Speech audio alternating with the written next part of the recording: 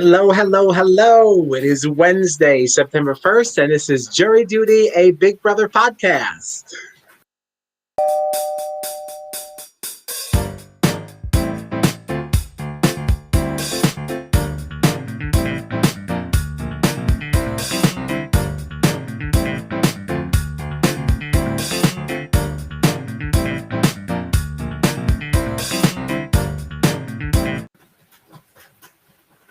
Okay, not lots to report here. Really just much of the same. So tonight we saw that Hannah won the veto, and she took Xavier off. Thrilling. What do we even say about this? I guess I want to start with some conjecture, because I think it's just interesting now. We've only got Xavier and Alyssa that's got their people left, assuming Miss Sarabeth goes. So then, does Tiffany make a move next week now that she gets to play?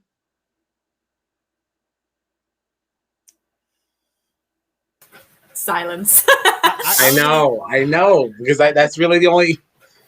At this point, I don't think we're going to see a move until it's the cookout left. It's just crazy. I mean, I don't think anybody's going to go against the cookout at this point. I was interested because, not that it really matters because she didn't win the veto, but we did see in this episode Claire saying, if it comes down to it, if I end up winning the veto, I might not want to get rid of Sarabeth. That's not the best choice for my game. I want to see Xavier go. And I am pretty bummed that we didn't see that because I spent the whole time sitting there being like, well, what would she have done? Because in order to shift the target, Sarabeth has to come off the block. That now puts a wedge between her and Tiffany. But also, what does her replacement nomination situation look like? Who is she putting up to ensure that he goes home? Does she end up throwing up Alyssa thinking that means that Xavier goes home, or does she end up putting 3 cookout members on the block? I think we end up seeing Alyssa on the block because I think Tiffany steers her in that direction, and I think Claire has very limited allies at this point other than Tiffany, right? So I think she's going to make a lot of what she does in the game going forward based off of what Tiffany thinks. Right, it's kind of a toss-up. You can even really call Tiffany an ally, really, at this point, which is kind of a sad thing. But I am a little disappointed because we were talking right before we hit live. We were talking about what now happens with Claire in this HOH competition. And I was hoping that because of the way that she won, I was hoping that she was going to get to compete and then I don't know, have everybody playing the competition and then have a fair shot at her shaking something up again. But now you're telling me we're not getting that? She has to throw it? Yeah, she will be competing in the competition, but she was told that she has to find a way to throw it because no one's supposed to know that she won it, but she can't be a back-to-back HOH. Isn't that kind of lame? Yeah. It's kind of lame. That's a thinky way of doing this. I don't understand why not just have Julie say, all right, the secret HOH was Claire, which means you won't be voting this week, Claire. Or at the very least. No. That's going to totally ruin, if she wanted this to be a secret and, keep it, There's that piece to it, but then there's also the piece of, if Tiffany's allowed to compete, why can't Claire also be allowed to compete? This week is a wash, whatever. Now we do, a clean slate, because Tiffany technically would be a back-to-back HOH, too.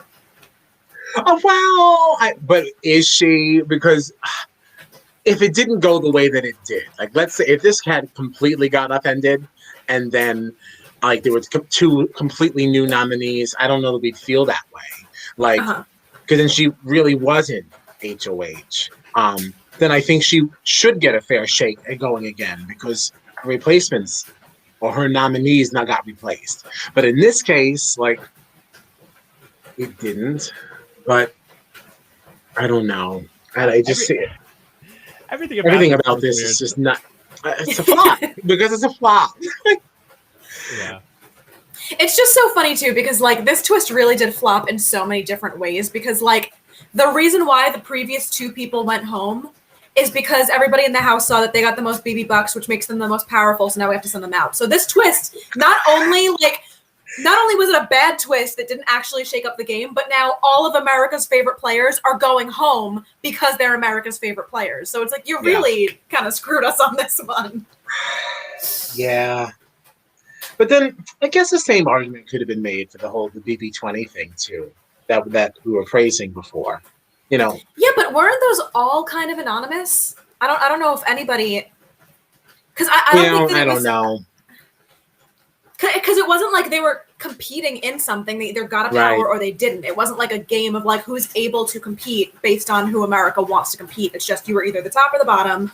And I'm pretty sure all of those powers were anonymous. So like no one really had any punishments anonymous though. That was that. I don't remember that.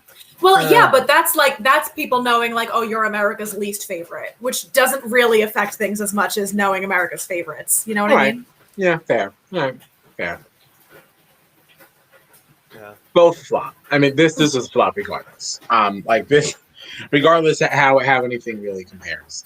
This one was bad, and Coin of Destiny may have been the biggest letdown because it was led up to be the biggest one.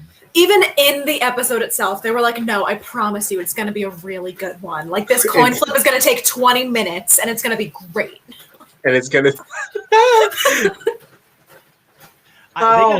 They got to figure that out too, because I feel like it happens way too often that like the biggest, most exciting twist always ends up being a flop. Like I feel like that happens way too often. Not that it happens all the time, but it happens too often. Like I don't know. Yeah.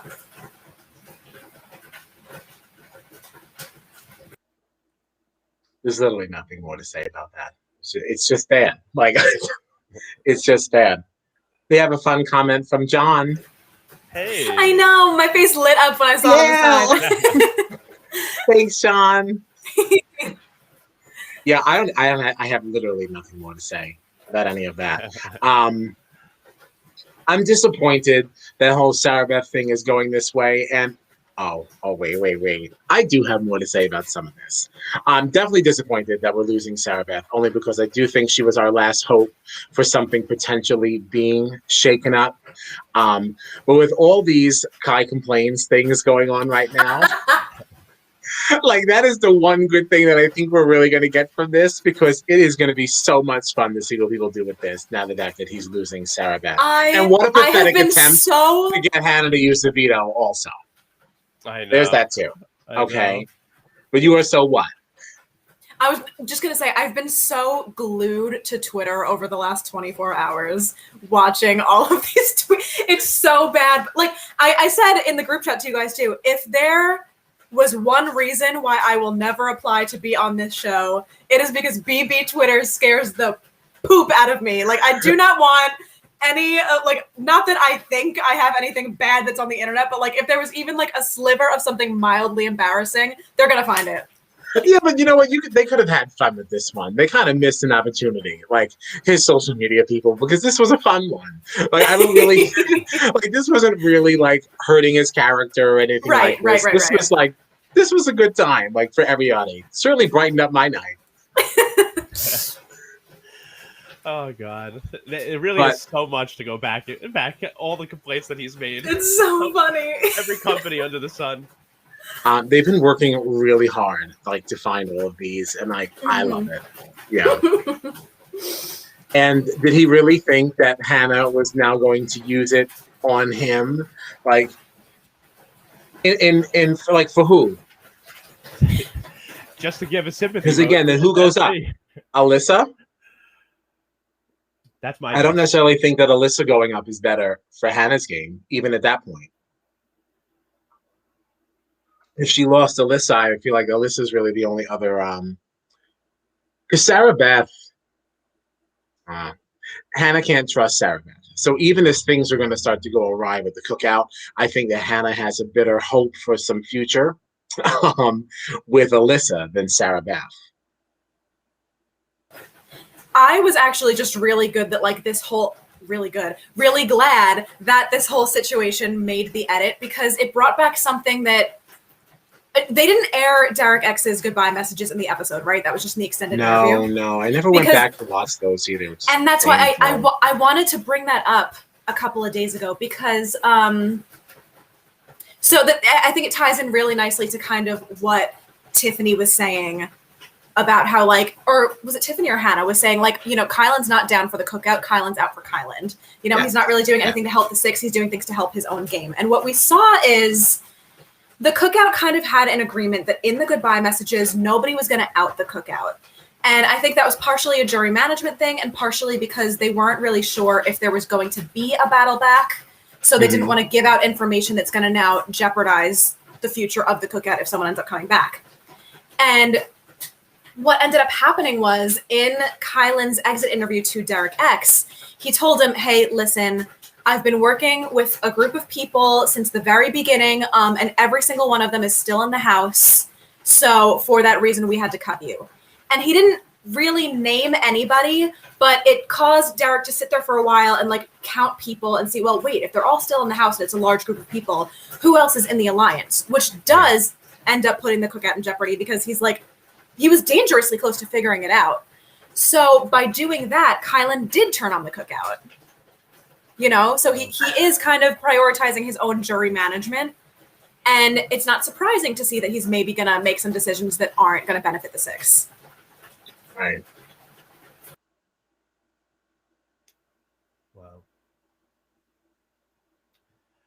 Wow. And I've been I'm thinking cutting in and out. Oh yeah. I'm cutting in and out? Right? No, I think I am. Oh. That's all right. Go ahead. No, you just get my very loud rain noises in the background. I actually was wondering at one point when Kylan and SB were talking, like after it was clear that they were staying up after the veto comp, and like Sarah Beth was very upset, and I was like, almost for a second, I was like, I wonder if Kylan's gonna let something slip right now. That like I want to save you, but I have all these other people I'm working with, and I was like, oh, I thought for sure he was going to. I honestly did. Yeah, I did. I'm very surprised he hasn't told her anything. Yeah, me too. I'm surprised by that. Definitely. Well, yeah, as selfish as he is, I feel like he would want to tell her because personally he couldn't really stand like looking at her like that. But again, not because he's so compassionate, but more because I just feel like he's just like that way. Doesn't want to be seen as the person that would hurt someone, if that makes sense. So I just want to make sure I'm always looking like the good guy. Like it's kind of more from like a selfish place. But I lost my whole train of thought. I know what you mean. Yeah. I don't know. I just think he's a jerk. Like, my whole opinion of him has completely changed. Yeah. I always thought he was such like a nice, genuine guy, and now I don't really know how genuine it is. No, I think a lot of it is phony. And that seems to be the general consensus, both like in the house and on, you know, Big Brother social media. Everyone's kind of like, I don't know about this. Yeah, because I think that he thinks he's smarter than everybody else, and that he's going to like outwit everyone. And now that like things start to switch, I really think that he's going to be very important to the chaos that will be surrounding the cookout at some point. And for I'm now rooting for a Kylan HOH during the triple. Because I think that will be a mess if you just put him like in the middle of it. That'll be a mess. Even on his one-on-one pitch with Hannah about like using the veto on him, he was still so condescending about it. Like, well, the way that this works is that you have the opportunity to do whatever you want. Yeah, she knows that. This is the plan. Yes. Yeah, because he thinks he's so much smarter than her. Like, let me lay this out for you, like to help you along the way here. Yeah. Ugh, so cringy. Oh man. And it was funny to hear Tiffany just going off, like, you know what the plan is. If your person is up, you sit next to that person. Like, we all talked about this, we agreed to this, and it did make me think, though, also, like, as you know, not to jump ahead too far, but it made me think when Tiffany was saying that, like, I wonder when it's time for Claire to sit on the block and it's time for her to go. Like, is Tiffany going to be just totally cool with sitting up there too? She's like one of the few people that hasn't actually been on the block yet, right? Like, I wonder if it's like final 7 and it's time for Claire to go, is she going to be like, wait, I don't know if I want to be the one. This is kind of what I was. Yeah, I think that was one of my trains of thoughts earlier that kind of got derailed, because I'm really wondering that now that we're down to Alyssa and Claire being the last two of the other people's people left, and we know that Tiffany and Xavier are kind of like the head of this. Not that they totally orchestrated the timing of all this, because they had nothing to do with when DX went out and like things like that. Obviously, we saw Tiffany try to stop that. But now that it's getting down to the wire, I'm just really, really curious to see if that stays. I think it depends on who goes, and that could make the triple interesting. Yeah. Yeah. You know, depending on what other females go, Tiffany may value like the females over that. If she knows that that many people are leaving, I guess it depends if they know it's a triple. It depends on a lot of different things for a scenario like that, I suppose. But if they flaunt it like they did last year, then maybe we'll get to see some of that thought process.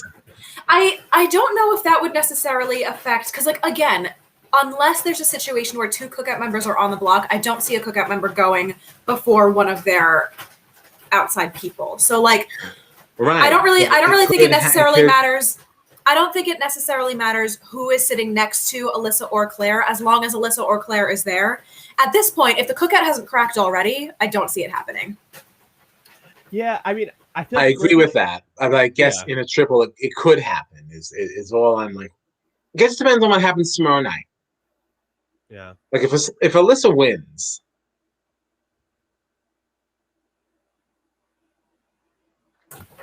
I don't know what I mean. Like, obviously, Xavier is going to be in her ear to put up Claire, but I don't know if she would. Right. So then, what do we get?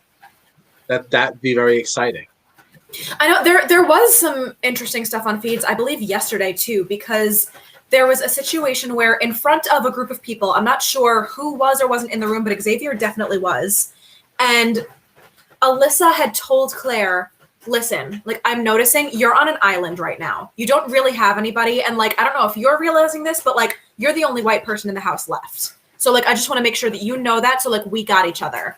Which like really set off Xavier, and he was then cam talking in one of the rooms by himself. Like, why would you ever tell somebody that? Like at this point, now you're a liability. You were gonna be our person up until 7. Now I feel like you might have to go next because you just did that, and that is now you're planting a seed that's like dangerous for the rest of our alliance. Like you're really screwing us with that. And he was like going around recounting it to all the cookout members. Like, I don't know, man. I think Alyssa has to be the next cut.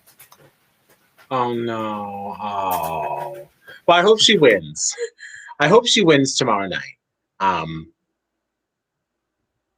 That'll get us something. Well, the announcer said that it was going to be a endurance competition, yeah? Yeah. Yes. That could be something that Alyssa's good at. Mm-hmm. Shouldn't be hard for Claire to throw it. Yeah. You know, Alyssa is very built for a competition like that. And I think... Go ahead. No, go ahead. No, I'm going to say, like, maybe that's why it's an endurance comp, too. That's something easy for Claire to throw. You know, like, maybe that was all done on purpose. Yeah. I wonder how much of that is, like, able to be changed on the fly versus, like, this is when our, like, before the season, like, this is the order of our competitions and whatever it is. Like, I wonder how much of that they do change. I wonder if they knew that this week was going to be the Coin of Destiny, opening. Yeah, the Coin of Destiny week. No matter who, gets the Coin of Destiny, becomes the secret HOH, will make the next one an endurance comp because those are the easiest to throw, usually, right? I mean... Yeah, that's what I mean. I didn't mean specifically Claire, easy to throw. Yeah. I mean, like, endurance, easy. I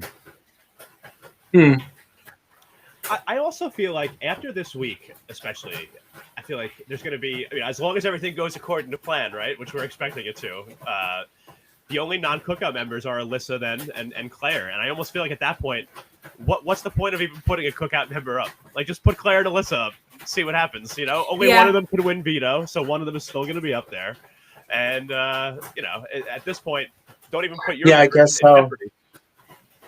Yeah, I know just like in the beginning, like that was the case because it's like, oh, then statistically, like we won't have to have a situation where like, like I can see that being a bigger issue once they get to 7, because then it's like when there's only one non-cookout member left, you either have to backdoor them or just pray that they don't win the veto. But like up until then, I don't see why it, like I know up until this point, it was just kind of to keep them hidden.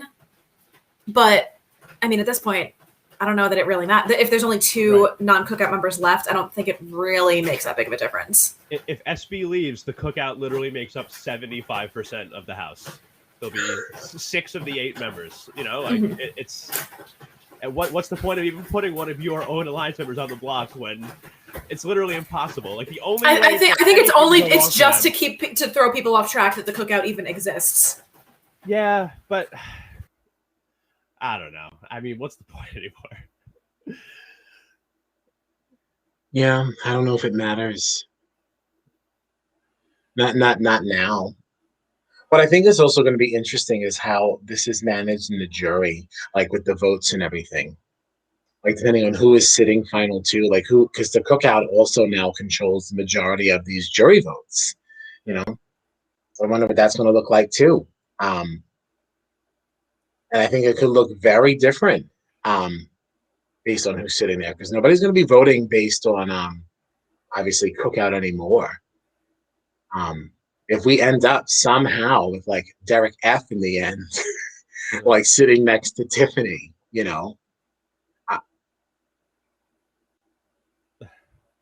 two like very, very like different games, but like, I don't know. I don't think that DF is like playing such a like a stupid game anymore.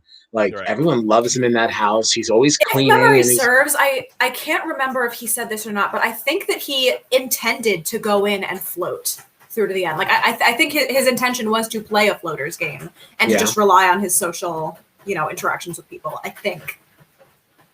I mean, this seemed to be working. Like no one ever mentions him as like somebody who they think they should target. The only time that I ever see him getting brought up is when people are saying they might want to bring him to final two. You know? Mm-hmm. Which could be dangerous. That could be very dangerous, especially when we see like as more jury members enter the jury house, and depending on how they take certain information that gets fed to them, you know, as they come in there. We'll see. I mean, people might just say, this person screwed me over, so I'm going for Derek F instead, even if the other person played a better game, you know? Especially like a social game. So we were talking the other day about potential Final Fours, Final Threes, what have you. And, you know, one that has been talked about a lot is Xavier, Kyland, and Derek F. And whoever wins takes Derek F to Final Two. And if we're thinking about what we were just saying with the goodbye messages, you know, Kyland in his mind thinks that that's good jury management of like, I'm going to tell whoever is evicted, blah, blah, blah, blah, blah. But if now other people from the cookout start getting evicted and Derek X is telling them, well, Kylan told me that there was this big alliance in the house and now I'm trying to figure out whatever, that's going to piss the cookout members off. Yeah. So the likelihood of like, if Kylan ends up in the final two chairs of there being a bitter jury against him is pretty high, especially like even outside of that, he's just really ruffling people's feathers left and right. Like we're seeing all of the DRs are like, listen, Kylan, nah. So I see that being a possibility for sure. Yeah. Do we also think that it's possible that Kylan, what happens if now Kylan wins tomorrow? Like, do you think that he'll just continue to honor the kick out or not? I think he would, because that would mean his only other person is gone, right? I mean, like, who else does he have other than the cookout, especially with SB? Yeah, I guess at this point, what choice does he have? Yeah. Even like just for his own safety, even if like at the end of the day he's not totally loyal to the cookout, I don't see him making that bold of a move before he has to. Right then and there. Yeah, he's already on the bottom. All they need is like one legitimate reason of like, hey, now you did this, cut. Now you're done. God, part of me, I was watching tonight, and part of me was like, I know it'll never happen. Like, the cookout is the 6, and the goal is to get the 6 to the final 6. But part of me was like, because Hannah and Tiffany were so upset, I felt like, about the fact that he was even thinking, like, why would you even attempt to try to save SB this week? Like, you know what the plan is, just stick to the plan. And I was like, maybe they'll start to be like, well, Kylan's not really for the cookout, so he doesn't deserve to make it with the cookout. So maybe we'll flip it on Kylan. And I was like, I know that'll never happen. I know. I would love to see it. Oh, I'd love to see it. I wish. Just because he's so cocky about it too. You know, I know it. I know I'm good. I know I'm good. Gosh. I know, like even in the DRs, he's condescending. It's like, dude, chill. No. What a shame. That's not how I thought that was going to go. I know. Yeah, I really liked him in the beginning. He seemed so sweet and so genuine. He was a fan favorite from the get. Yeah. Yeah, that ended quickly, didn't it?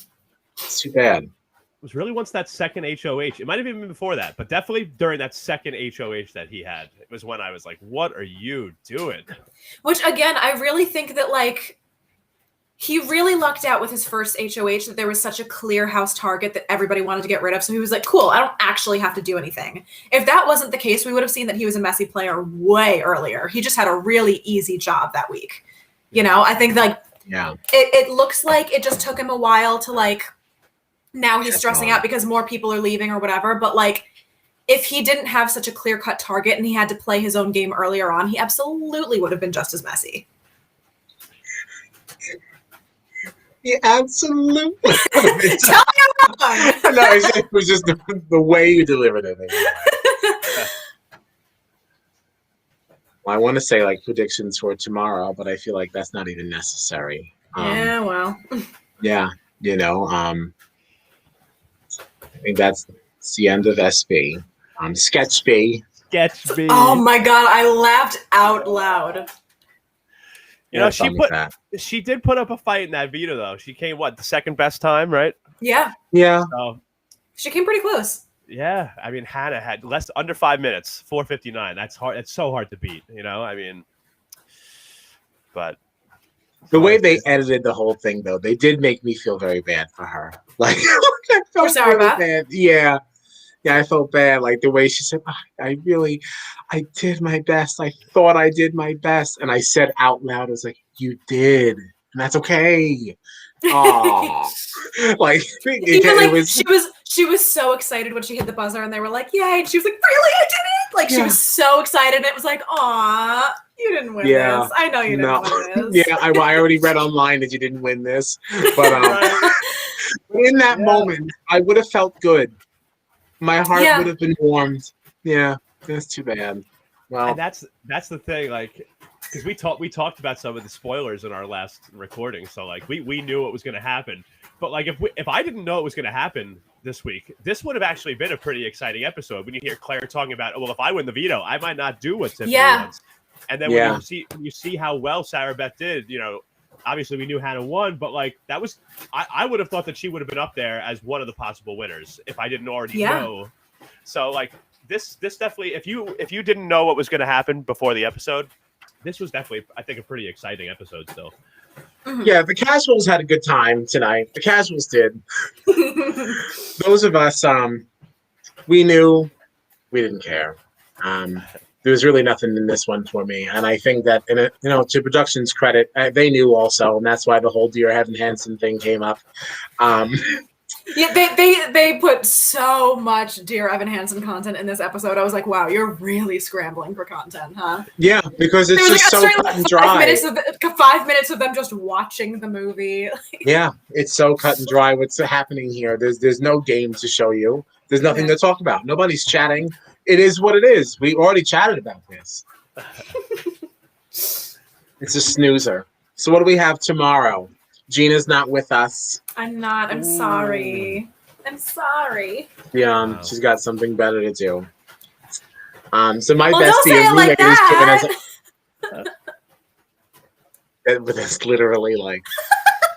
That's like quite literally like what it is. Like you have other plans on a night where this would be, and you're not doing it. So you found something better to do. But congratulations, being good for you. Be soldiering on. My best friend and roommate will be joining us for his side on things, and that's it. I mean, Sarah Beth is going home.